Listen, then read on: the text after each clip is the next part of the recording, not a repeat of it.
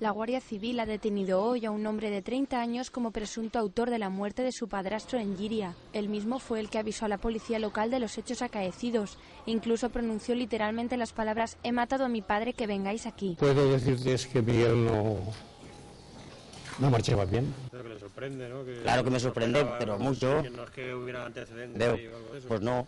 El anciano fallecido era el padre adoptivo y tío biológico del hombre detenido como presunto autor del crimen. La víctima falleció como consecuencia de los golpes recibidos con un objeto contundente tipo maza en su vivienda, en el número 7 de la calle Mare de Déu de Montiel. ¿Ustedes oían discusiones? Nunca.